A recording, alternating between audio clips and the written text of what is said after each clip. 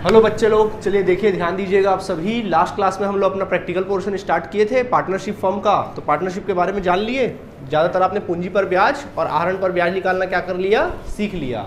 आज बारी है हम लोगों का क्या देखने का, मेन प्रैक्टिकल पोर्शन देखने की बारी है, और वो है तुम्हारा लाभ हानि नियोजन खाता। क्या देखेंगे आज हम लोग?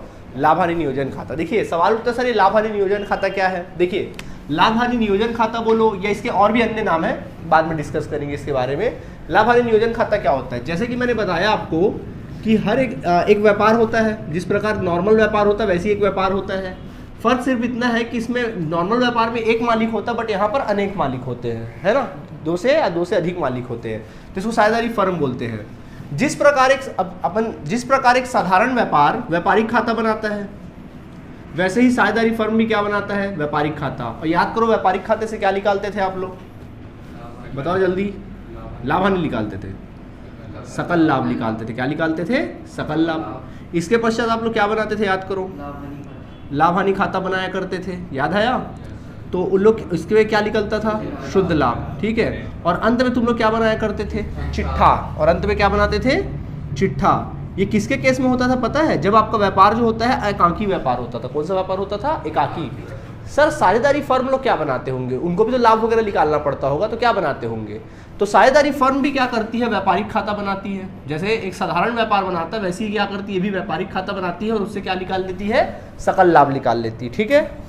इसी प्रकार वो अगले स्टेप में क्या बनाती है, लाभ हानि खाता, और उससे क्या निकाल लेती है, शुद्ध लाभ, ठीक है। इसके पश्चात पता है वो क्या बनाती है, लाभ हानि नियोजन खाता बनाती है। एक साझेदारी फर्म क्या बनाती है, लाभ हानि नियोजन खाता बनाती है। समझ आया? कौन बनाती है? एक फर्म। जब भी मैं फर्म बोलूँ समझ जाना सर साझेदारी फर्म के बारे में बात कर रहे हैं, ठीक है। तो एक साझेदारी फर्म व्यापारिक खाता बनाती है, लाभ हानि खाता बनाती है, और लाभ हानि क्या बनाती है, नियोजन खाता बनाती है। तो व्यापारिक खाते से सकल लाभ निकलता है, लाभ हानि खाते से शुद्ध लाभ निकलता है, और लाभ हानि नियोजन खाता जो है ना, वो जो शुद्ध लाभ आया है ना, उसको बांटने का जो कार्य किया जाता है वो कहाँ किया जाता है, लाभ हानि नियोजन खाता। क्योंकि देखो यार, अगर अकेला व्यापार है तो शुद्ध लाभ आया, सीधा चिट्ठा बनाया, बात खत्म, क्योंकि सारा प्रॉफिट किसका, अकेला मालिक का। परंतु यहाँ तो मालिक अनेक है, तो उस लाभ को बांटना पड़ेगा कि नहीं बांटना पड़ेगा। तो बांटने के लिए क्या बनाया जाता है, लाभ हानि नियोजन खाता। यही कारण है कि इस लाभ हानि नियोजन खाता के और अन्य नाम है। जैसे इसको कहा जाता है लाभ हानि, इसको कहा जाता है लाभ हानि वितरण खाता भी कहा जाता है। क्या कहा जाता है, लाभ हानि वितरण खाता भी कहा जाता है। क्लियर है आप सभी को? ठीक, वितरण, क्योंकि लाभ हानि वितरण किया जाता है, ठीक। इसके पश्चात साझेदार लोग क्या बनाते हैं पता है, साझेदारों का पूंजी खाता। क्या बनाते हैं, साझेदारों का पूंजी खाता बनाया जाता है। याद है तुम लोग चिट्ठा बनाते थे, डायरेक्ट चिट्ठे में क्या करते थे, पूंजी में शुद्ध लाभ जोड़ देते थे, शुद्ध हानि घटा देते थे, या आहरण होता था घटा देते थे, याद है? वो अकेले व्यापार की दशा में। लेकिन यहाँ पे भैया मालिक एक नहीं है, यहाँ एक पूंजी नहीं लग रही है, अनेक पूंजी लग रही है। तो अनेक पूंजी को अपन चिट्ठे में तो नहीं लिख सकते हैं, उसके लिए क्या बनाना पड़ेगा, एक पूंजी खाता बनाना पड़ेगा सभी साझेदारों का। फिर वो पूंजी खाता बनाया जाता है, और उसके पश्चात क्या बनाया जाता है, अंत में चिट्ठा बनाया जाता है। साझेदारी फर्म का क्या बनाया जाता है, चिट्ठा बनाया जाता है। क्लियर आप सभी को कि नहीं है? ठीक, तो देखो, तो जनरली साधारण व्यापार क्या क्या बनाता है, जो आपने पिछले साल पढ़ा हुआ है, व्यापारिक खाता, लाभ हानि खाता और चिट्ठा बनाता है। जबकि फर्म जो है व्यापारिक खाता बनाता है, लाभ हानि खाता बनाता है, लाभ हानि नियोजन खाता बनाता है, साझेदारों का पूंजी खाता बनाता है, और अंत में क्या बनाता है, चिट्ठा बनाता है। क्लियर हुआ कि नहीं हुआ? अभी बाकी बातें अपन देखेंगे, सब चीज़ सीखेंगे। क्लियर है आप सभी को? नोट कर लीजिए। चलिए, तो एक साझेदारी फर्म लाभ हानि नियोजन खाता कैसे बनाती है, तो उसका फॉर्मेट आज हम लोग देखेंगे। लाभ हानि नियोजन खाता बनेगा। लाभ हानि नियोजन खाते का फॉर्मेट कुछ इस प्रकार होता है, नीचे लिखना आप लोग साल का अंतिम दिन लिखोगे। अगर 31 दिसंबर फॉलो कर रहे हो तो 31 दिसंबर, मार्च फॉलो कर रहे हो तो क्या लिखेंगे, मार्च लिखेंगे। चलो मैं मार्च मान लूँ कि दिसंबर मान लूँ, चलो मैं दिसंबर ले लेता हूँ कि ज़्यादातर क्वेश्चन दिसंबर वाले मिलेंगे अपन को। तो 31 दिसंबर फलाना फलाना साल को समाप्त होने वाले वर्ष हेतु, ठीक है। अब देखो जैसे ही हम लोग लिखते हैं ना 31 मार्च या 31 दिसंबर को फलाने साल को समाप्त होने वर्ष के हेतु, इसका मतलब समझते हो? इसका मतलब क्या होता है, मतलब इसका ये है कि ये जो खाता बनाया जा रहा है ना, साल में एक बार बनाया जा रहा है। कब बनाया जाता है, साल के अंत में। मतलब इसमें जो भी मदों की आप एंट्री करोगे वो साल भर के मदों की एंट्री करोगे, महीने की नहीं, किसकी, साल भर की एंट्री करोगे। समझ आया कि नहीं आया? ठीक, अब देखो यहाँ पे अपन लिख लेते हैं, इस तरह से कॉलम बनता है। अच्छा एक बात बताओ, लाभ का शेष कौन सा शेष होता है बताइए जल्दी, विकलन की समाकलन? लाभ का शेष विकलन होता है, यही पढ़ाएं आपको पिछले साल। लाभ का शेष क्या होता है? जल्दी बोलो गधो, जल्दी बोलो। क्या पढ़ाए थे तुम लोग पिछले साल? सभी व्यय और हानियां क्या होते हैं? विकलन। और सभी आय और लाभ सिखाए तो थे भैया। तो लाभ क्या होता है? लाभ का शेष समाकलन। तो अगर मान लीजिए क्वेश्चन में साझेदारों को शुद्ध लाभ आया है तो शुद्ध लाभ की एंट्री कहाँ करोगे? समाकलन साइड। अच्छा, तुम लोग विकलन इसलिए बोल रहे हो कि शुद्ध लाभ निकालते थे विकलन तरफ में आता था। तो अरे भाई वो शेष आता है उसको ट्रांसफर नहीं करोगे नीचे में? तो असली भैया असली शेष तो वो है ना जो ट्रांसफर करते थे। ठीक है, तो लाभ का शेष हमेशा क्या होता है? समाकलन। तो समाकलन साइड में लिखना शेष लाया गया। क्या? लाभ। लाभ के केस में, लाभ के केस में लिखेंगे शेष लाया गया, क्या लिखोगे? लाभ। समाकलन साइड में। समझ में आ गया? और अगर उस व्यापार को हानि हुआ है तो उसकी एंट्री कहाँ शुरुआत करोगे? विकलन से, क्योंकि हानि का शेष क्या होता है? विकलन होता है। समझ आया कि नहीं आया? ठीक है, विकलन होता है हानि के केस में। क्लियर? उसको आप लोग क्या कर लोगे? लिख लोगे। क्लियर है? अब सुनो, ऐसा कोई भी लेन देन, लाभ हानि बना रहे हो ना, ऐसा कोई भी लेन देन अगर आपको आय हो रहा होगा, फर्म में क्या हो रहा होगा? आय, तो बच्चों उसकी एंट्री कहाँ करोगे? समाकलन में। और अगर व्यय हो रहा होगा तो उसकी एंट्री कहाँ करोगे? विकलन में। क्या मैंने बोला? अगर व्यय या फिर हानि हो रहा होगा तो उसकी एंट्री कहाँ करोगे? विकलन साइड में। और अगर आय या लाभ हो रहा होगा तो उसकी एंट्री कहाँ करोगे? समाकलन साइड में करोगे। आया बात समझ में कि नहीं आया? तो चलिए देखिए, सबसे पहला हम लोग बात करते हैं पूंजी पर ब्याज। क्या? पूंजी पर ब्याज। तो बताइए, पूंजी पर ब्याज आप कौन हो? आपको एक कैरेक्टर में ढलना पड़ेगा। आप साझेदार हो कि फर्म हो? फर्म। तो पूंजी पर ब्याज आपके लिए आय है या व्यय है? व्यय है। पूंजी पर ब्याज क्या है? व्यय है। तो बोलो किस साइड एंट्री करनी चाहिए? विकलन में। तो विकलन में लिखना पूंजी पर ब्याज खाते से। क्या लिखोगे? पूंजी पर ब्याज खाते से, ऐसा लिख देना। समझ आया कि नहीं आया? ठीक है, मान लीजिए दो साझेदार है ए और बी, तो उनका नाम लिख के उनका पूंजी पर ब्याज निकाल के क्या कर देना? विकलन पक्ष में लिख देना। ठीक है, अब साझेदार व्यापार में काम करते हैं तो बदले में क्या दिया जाएगा? उसको सैलरी दिया जाएगा, वेतन वगैरह दिया जाएगा, पारिश्रमिक दिया जाएगा। तो बोलो ये व्यापार के लिए आय है कि व्यय है? व्यय है। किस पक्ष में एंट्री होगी? विकलन में। तो अपन लिख सकते हैं यहाँ पे साझेदारों को पारिश्रमिक। क्या लिखना? साझेदारों को पारिश्रमिक। अगर साझेदारों को पारिश्रमिक दोगे तो उसकी भी एंट्री कहाँ करोगे? विकलन पक्ष में करोगे, साझेदारों के पारिश्रमिक खाते से। ठीक है, मान लीजिए ए और बी है और साल भर के हिसाब से लिखोगे ना। किसके हिसाब से? अगर महीने का दिया होगा तो साल में कन्वर्ट करोगे, और साल का दिया होगा तो डायरेक्ट लिख दोगे। ठीक है, काम खत्म। अब अगर किसी प्रकार का अगर साझेदार ने फर्म को ऋण दिया है, क्या दिया है? ऋण दिया है, तो बेटा उस पर ब्याज देंगे कि लेंगे? हम ब्याज देंगे उनको। क्या है ये हमारे लिए? व्यय। तो अगर साझेदार को ऋण पर ब्याज दोगे, किसको? साझेदार को अगर ऋण पर ब्याज दे रहे हो, अगर क्वेश्चन में रेट नहीं दिया है, ब्याज का परसेंट नहीं दिया है, तो कितना परसेंट लिया जाता है? 6% लिया जाता है कि नहीं लिया जाता है? ठीक है, दे देना। ए और बी जैसे अगर है तो उनको दे देना। ऑलराइट, ठीक। इसके अलावा कोई भी अन्य व्यय, अच्छा कोई भी पैसा कोष में हस्तांतरण कर रहे हो, क्या होता है जब साझेदारी फर्म बनती ना, तो साझेदार लोग को बहुत सारा कोष मेंटेन करते साझेदार, जैसे दान देना है या किसी प्रकार का व्यय करना है, तो साझेदार क्या करते? कोष बना देते। कोष मतलब एक फंड बना देते हैं और थोड़ा थोड़ा पैसा उसमें जमा करते रहते हैं, और जब खर्चा करने की बारी आती है ना, उसी फंड में से निकाल के क्या करते हैं वो लोग? खर्च करते। उसी को हम लोग कहते हैं कोष। क्या बोलते हैं? कोष।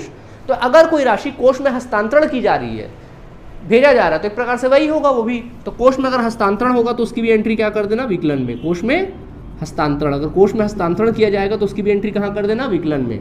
इसके अलावा कोई भी अन्य व्यय अगर होगा, कोई भी खर्च होगा या हानि होगा, तो उसकी एंट्री बच्चों कहाँ करोगे? विकलन में। यानी मोटा मोटा आपको क्या हिसाब रखना है? पूंजी पर ब्याज याद रखना, साझेदारों का पारिश्रमिक याद रखना, ऋण पर ब्याज याद रखना। ठीक है, बाकी ये तो एडिशनल है। क्लियर है आप सभी को कि नहीं है? अब बारी आती है आय के बारे में। किसके बारे में? आय के बारे में। तो साझेदार में एक ही चीज आय है, वो है तुम्हारा आहरण पर ब्याज। क्या है? आहरण पर ब्याज साझेदार के लिए हमारे लिए आय है कि व्यय है? आय है। तो उसकी एंट्री करना समाकलन साइड में। क्या लिखना? आहरण पर ब्याज खाता को। ठीक है, जो भी साझेदार उनका नाम लिखना ए और बी, और उनका अमाउंट क्या कर देना यहाँ पे लिख देना। क्लियर है आप सभी को कि नहीं आया? ठीक, तो ये है बेटा लाभ हानि नियोजन खाता। तो बोलो विकलन पक्ष में किसकी एंट्री करोगे? पूंजी पर ब्याज, साझेदारों को पारिश्रमिक और ऋण पर ब्याज, और कोष में हस्तांतरण की एंट्री करोगे। ठीक है, समाकलन साइड में क्या एंट्री करोगे? आहरण पर ब्याज की एंट्री करेंगे। ऑलराइट, कोई दिक्कत? तुमको पता है कि लाभ हानि नियोजन खाता में कुछ चीज़ों की एंट्री नहीं की जाती है। पता है किसकी किसकी? कभी भी याद रखना, इस चीज़ को नोट कर लो, कभी भी याद रखना, साझेदारों की पूंजी की एंट्री, आहरण की एंट्री, ऋण की एंट्री, ठीक है, इन तीन चीज़ों की एंट्री कभी भी लाभ हानि नियोजन खाता में मत करना। हाँ, साझेदार के क्या, लाभ हानि नियोजन खाता में बोल रहा हूँ। क्यों नहीं करेंगे भैया लाभ हानि नियोजन खाता में? क्योंकि सर पूंजी एक दायित्व होता है। पूंजी सर हम जानते हैं कि एक दायित्व है, ना तो वो आय है ना तो वह है, ठीक है। आहरण क्या है, एक तरह का आहरण जो है एक तरह का क्या है, एक प्रकार से देखा जाए तो कृत्रिम संपत्ति की तरह होता है आहरण। आहरण एक प्रकार से व्यक्तिगत खाता है, क्या है, व्यक्तिगत खाता है, वो भी एक प्रकार से कृत्रिम संपत्ति है, एक प्रकार से संपत्ति है वो, ठीक है। और ऋण क्या है, एक तरह का दायित्व है। और लाभ हानि नियोजन खाते में हम किसकी एंट्री करते हैं, सिर्फ और सिर्फ व्यय और आय की एंट्री करते हैं, या हानि या लाभ की एंट्री करते हैं। यही कारण है कि पूंजी या फिर आहरण या फिर आप ऋण की एंट्री कभी भी यहाँ पर नहीं कर सकते। क्लियर हुआ कि नहीं हुआ बात, ठीक। लेकिन एक आहरण की एंट्री करने की आपको छूट है। अगर क्वेश्चन में दिया रहेगा माल का आहरण तो उसकी एंट्री कर देना समाकलन में। खाली आहरण दिया होगा तो मत करना एंट्री, खाली आहरण दिया होगा तो क्या करोगे, एंट्री नहीं करोगे। लेकिन माल का आहरण दिया रहेगा तो आपको क्रेडिट साइड करनी है। आप बोलोगे सर ऐसा क्यों, माल का आहरण को क्यों, ऐसा भेदभाव क्यों?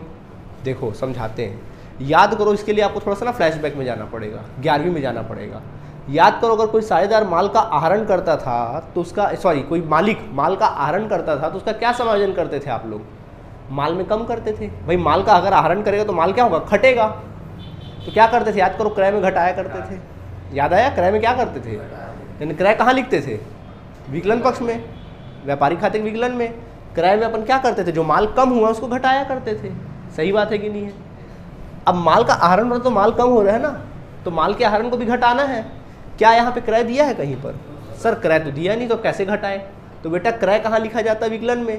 और जब विकलन आइटम में कुछ घटाते हो तो इसका मतलब क्या हुआ, अगर आप समाकलन में लिख दो तो भी तो घट जाएगा, क्योंकि भाई विकलन समाकलन से घटता, समाकलन विकलन से घटता है। अगर मुझे पूंजी पर ब्याज में से कुछ चीज़ घटाना है तो मैं या तो डायरेक्ट घटाऊंगा, या अगर उस राशि को मैं समाकलन में लिख दूंगा तो भी तो घट जाएगा आपस में। मानते हो कि नहीं मानते हो? तो क्रय मेरे पास है नहीं, क्रय में मैं घटाता, परंतु क्रय है क्या मेरे पास, तो मेरे को घटाना है तो मैं क्या करूंगा, उस चीज़ को अपोजिट साइड में लिख दूंगा, समाकलन में लिख दूंगा, तो ऑटोमेटिक क्या हो जाएगा, वो घट जाएगा। समझ में आया? यही कारण है कि माल का आहरण को कहाँ लिखते हैं, समाकलन साइड में लिखते हैं। क्लियर है आप सभी को कि नहीं आया? अब जो बच्चे लोग 11 ठीक से नहीं पढ़े बेटा तो इसको दिमाग में बैठा लो, रट लो, अभी क्या करोगे। समझ आया फिलहाल? ठीक है, तो बस ये थोड़ा रेयर केस है, याद रखना। तो एक बार थोड़ा सा बोल दो क्या क्या चीज़ लिखेंगे एंट्री में। समाकलन साइड में एक ही चीज़ की एंट्री है बस, आहरण पर ब्याज। आहरण लिखाएगा लेकिन सिर्फ और सिर्फ किसका, माल का आहरण। खाली आहरण बोलेगा मत लेना, माल का आहरण बोलेगा तो लेना, अदरवाइज मत लेना। बहुत रेयर, अगर आया तो आया, नहीं तो जनरली नहीं आता है। ठीक है, ओके और नॉट, ठीक है। अभी देखो इधर हो गया समाकलन साइड, तो समाकलन जोड़ना, विकलन क्या कर देना, घटा देना। ठीक, अब बच्चा क्या आएगा बताऊं, शेष आएगा। क्या आएगा, शेष आएगा। तो समाकलन ज़्यादा है, विकलन कम है, तो क्या आया, लाभ आया कि नहीं आया? तो शेष किस पक्ष में आया, विकलन पक्ष में आया। जैसे शेष, तो यहाँ पे लिखना आधिक के लाभ। क्या लिखोगे, आधिक के लाभ लिखोगे, और उस आधिक के लाभ को साझेदारों में क्या कर दोगे, बांट दोगे। लाभ आया ना तुम लोगों का, ये जो लाभ आया है साझेदारों में क्या करोगे, वितरण करोगे। उनके लाभ हानि नियोजन खाते में क्या कर दोगे, वितरण कर दोगे, जिसको इंग्लिश में हम लोग PSR बोलते हैं, प्रॉफिट शेयरिंग रेशियो। उनके लाभ हानि नियोजन खाते में क्या करेंगे, लाभ हानि अनुपात में क्या करेंगे, बांट देंगे। ठीक है, सीखेंगे जब क्वेश्चन बनाएंगे समझ में आएगा। या शेष अगर समाकलन साइड में आ रहा है, अगर शेष इस तरफ आ रहा है तो इसका मतलब क्या हुआ, आप ही बता दो। क्या आया, हानि आया। क्या आया, तो उसके सामने बेटा लिखना आधिक के हानि। क्या लिखोगे, आधिक के हानि लिखोगे, और दोनों साझेदारों में क्या कर दोगे, उस आधिक के हानि को उनके PSR में क्या कर दोगे, बांट दोगे। समझ आ गया कि नहीं आ गया? एकदम आसान है कि नहीं है? इतना कर दो, आराम से 5 नंबर आपके जेब में। क्लियर है? तो समझ में आ गया कि नहीं आ गया अच्छे से? आप लोगों को दिमाग में बैठा है चीज़? कुछ पूछना है आप लोगों को? पक्का नोट करिए जल्दी से। ओके स्टूडेंट, चलिए अब हम लोग क्वेश्चन का सिलसिला स्टार्ट करते हैं। अब मैं आपकी बुक नवबोध का क्वेश्चन आप लोग को समझाने वाला हूँ। ठीक है, तो क्वेश्चन बनवाऊँ या एग्जाम्पल बनाऊँ?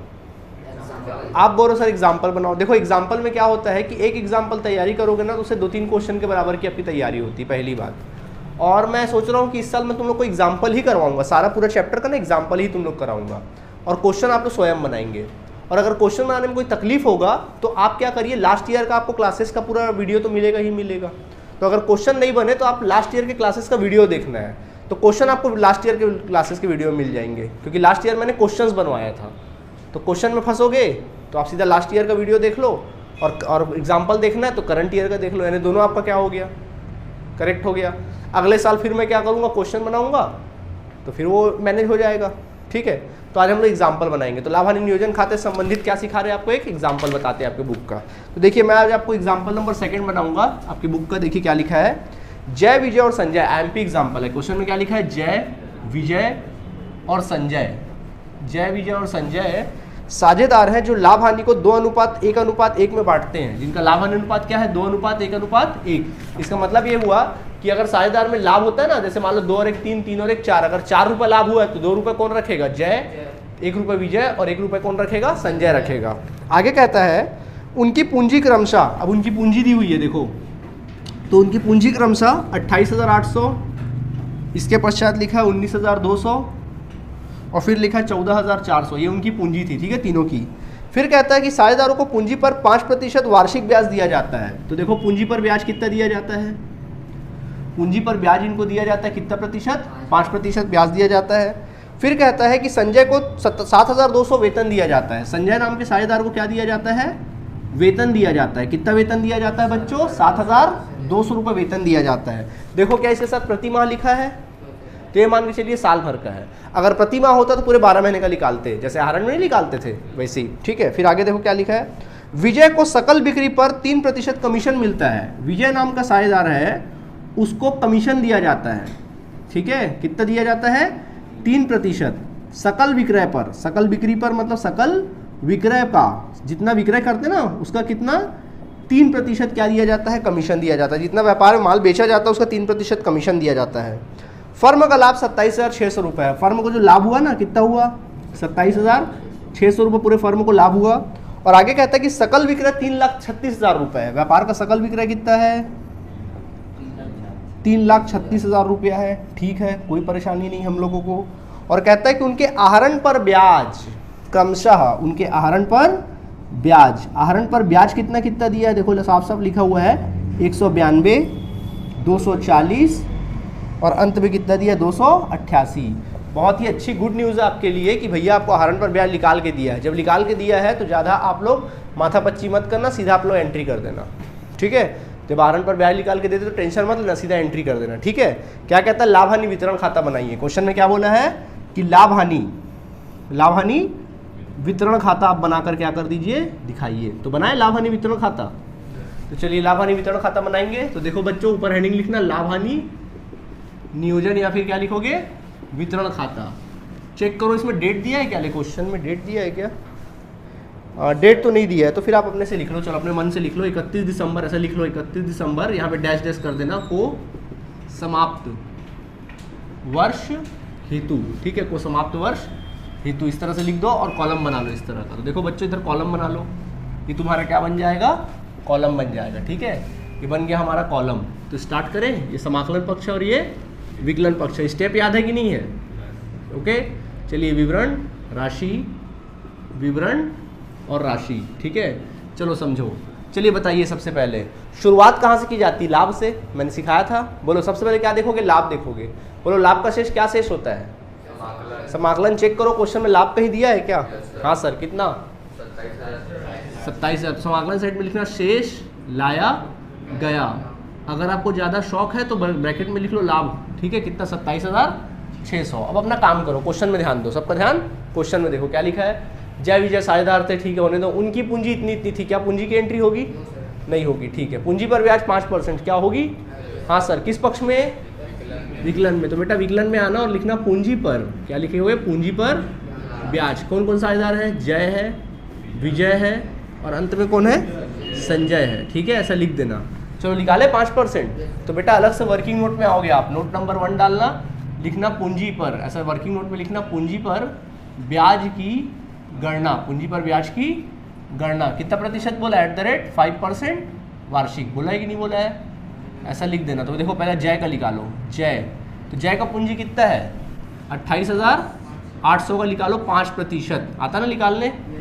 चलो 5% निकालो, कितना आएगा, देखो, हाँ 1,440, 1,440 सिखाए थे ना आप लोग को परसेंट निकालना, बड़ा सिंपल है। 10% निकालना, 1 0 कम कर दो, तो 1 0 आपने कम किया, 10% आ गया 2880।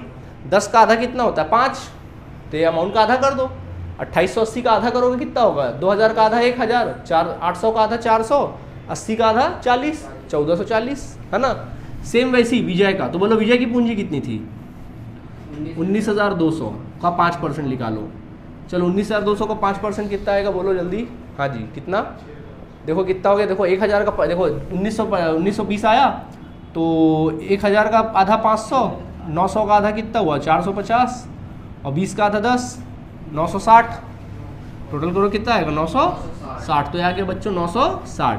वैसे ही संजय का निकाल दो। चलो संजय कितना देखो, 1440 का 5% निकालो जल्दी से, है ना। 500, 200, 700, 720, 700 कितना 20। बात समझ में आई कि नहीं आई? ठीक है, तो यहाँ पे लिखोगे 1440, 960 और 720। चलो 0, 6 4 10, 10 2 12 की 1, 6 4 10, 10 2 12 की 1, 9 और 1 10, 14, 14 और 7 कितना होगा 21, 21 की 1, हाथ में ही 1 2 3, 3120। 3000 कितना आ जाएगा 120 आ जाएगा। 3000 आ जाएगा यहाँ पे कितना 120। कोई परेशानी यहाँ तक नहीं? आगे बढ़ो। पूंजी पर ब्याज हो गया। अब देखो संजय को वेतन दिया जाता है 7200। बोलो बच्चों किस साइड? विकलन में। क्या लिखेंगे? संजय के वेतन खाते से। कितना बोल रहा है वेतन? साल भर का है कि महीने का है? तो पूरे साल भर का लिख दो। ठीक, महीने का होता तो क्या करते? साल में कन्वर्ट करते, 12 का मल्टीप्लाई करके। विजय को कमीशन दिया जाता है किस साइड? विकलन साइड, बिल्कुल। तो विकलन में लिखो विजय के कमीशन खाते से। क्या लिखोगे? विजय के कमीशन खाते से। कमीशन खाते से। बोलो कितना बोला कमीशन के बारे में? सकल विक्रय का 3%। बोला?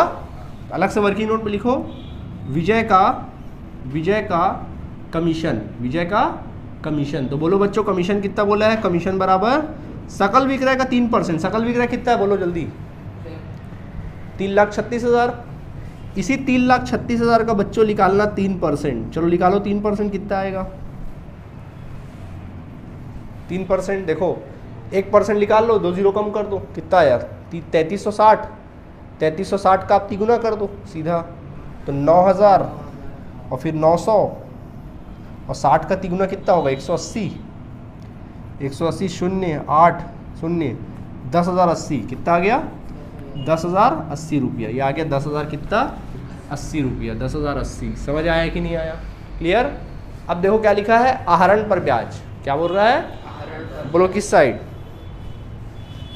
आए है? समाकलन में लिखो आहरण पर ब्याज। क्या लिखना? आहरण पर ब्याज। कौन कौन सा इधर है भैया? जय है, विजय है और संजय है। संजय है, ठीक है। चलो निकाले, लिखला हुआ है। जब लिखला है तो टेंशन मत लेना, डायरेक्ट लिख देना, ठीक है। 240 और फिर इतना 288। चलिए जोड़ते हैं, देखो कितना आएगा। 8 2 10 की 0, हाथ में आई 1, 14 14 और 8, 14 और 8 22, 22 2 2 6 6 और 1 7, 720 कितना आ जाएगा? 720 क्या हो जाएगा? आ जाएगा। समझ आया? और कुछ बचा एंट्री करने को? नहीं। तो बस बच्चों समाकलन जोड़ना, इधर देखो, यहाँ पे जोड़ते देखो, समाकलन जोड़ना और विकलन क्या करना? घटाना। चलो दोनों तरफ से खाता बंद करो बराबर से, समाकलन जोड़ो। चलो जोड़ें। देखिए ध्यान दीजिए आप सभी। 27,600 720 दोनों को जोड़ो। 27,600 और 720 कितना आ रहा? देखो 0 2 13 1 8 28,320। यह है कितना? 28,320। विकलन जोड़ो कितना आ रहा है? देखो 7 3 10 10,000 10 10 20,000 10,000 20 10,000 20 20 80 200 10,400 20,400 20,400 20,400 आ गया।